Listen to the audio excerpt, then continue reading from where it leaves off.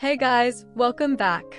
Today I'm going to show you how to draw a beautiful chrysanthemum coronarium, that's the crown daisy, with markers, in a soft watercolor style. Don't worry, I'll walk you through step by step, from sketching to inking, and finally coloring. So first, let's start with the sketch. I usually begin by drawing a rough outline of the whole flower head, and then marking the position of the flower bud in the center. Around that, we'll sketch some of the smaller flowers that are just opening up.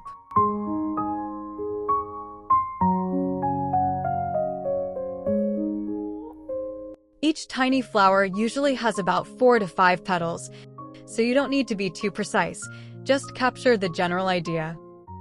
Add a little hint of the stamens in each of those mini flowers. Now, the crown daisy is actually made up of many little flowers combined together, like a cluster. The outer petals are always the largest, and the blooming sequence goes from the outside in.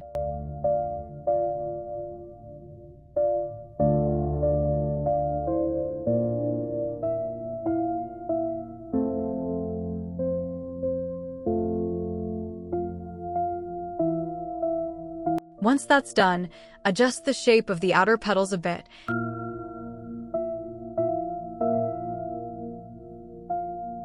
And then lightly define the countless little buds in the middle. Together they should look a bit like a small cone. Finally, just refine the overall outline.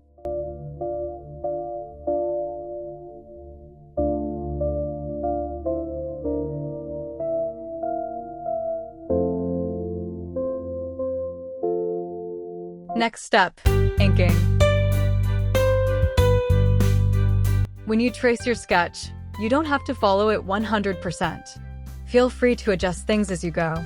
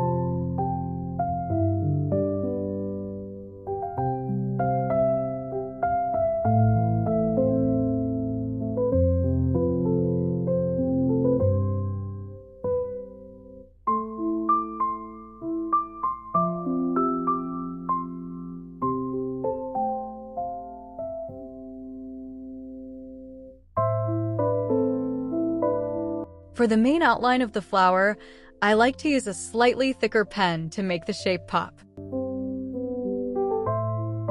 Now comes the fun part, coloring. Crown daisies come in lots of different colors, so feel free to look up real references and pick your favorite. I'll start with the flower center, since it's the focal point. Think of it as a cone. The tip is lighter and the base is darker. Layer on some slightly deeper green to bring out the shadows.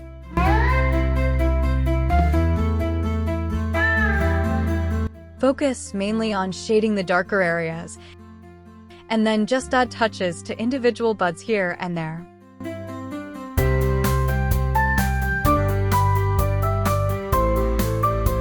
I also like to blend in a bit of grassy green, especially in the shadowed areas.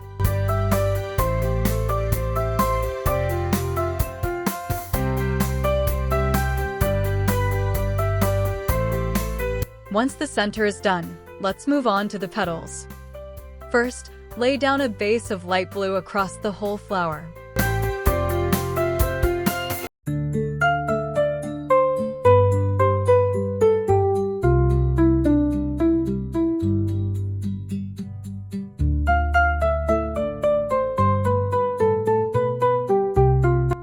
Deepen the areas closer to the center where the smaller flowers are.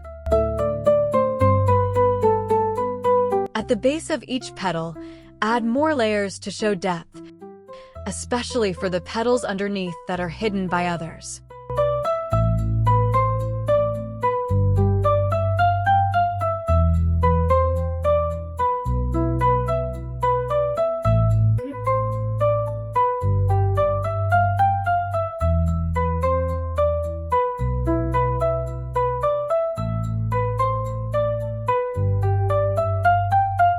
A hint of greenish tones works really well here.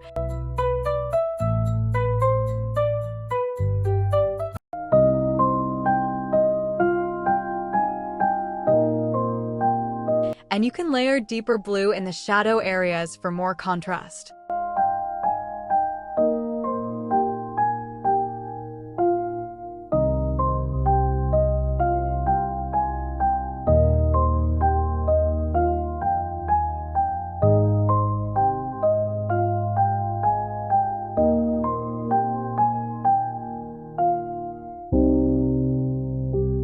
If the petals have folds or creases, just emphasize those a little.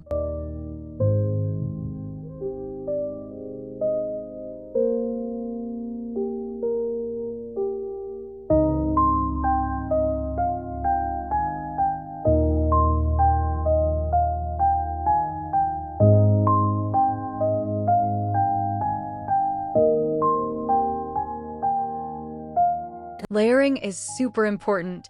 Darker for the bottom petals, lighter for the top ones. That way, the petals feel three-dimensional.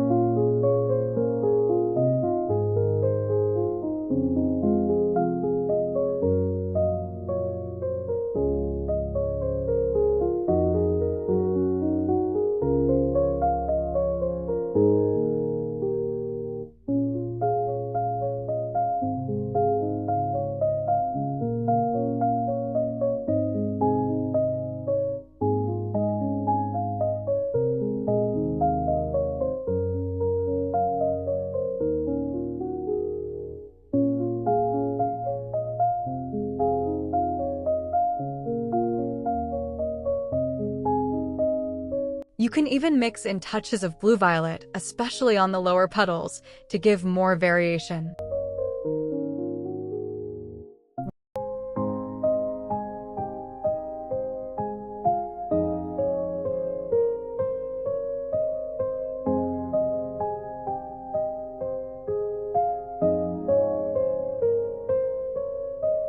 When you notice uneven transitions, just go back and smooth them out.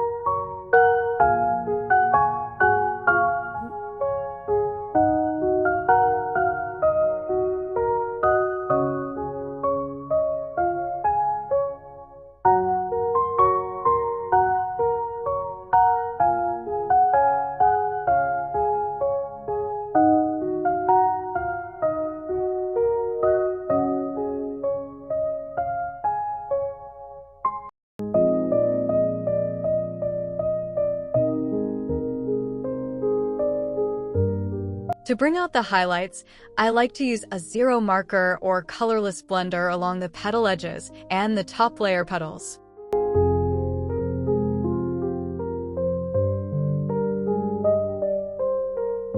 A little extra blue can help refine shadows.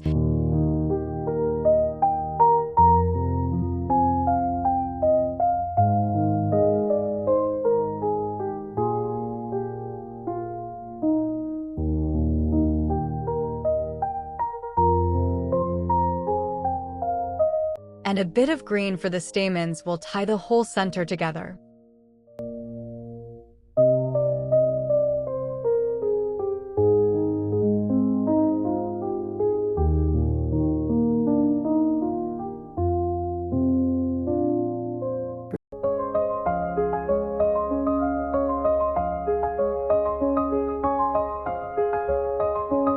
Lastly, add some simple green for the leaves and their shadows, and soften the transition areas with a lighter green.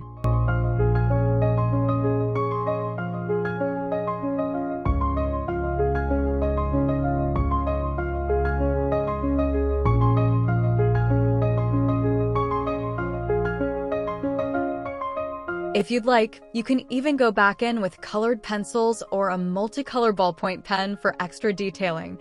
I actually used a green pen for the stamens here.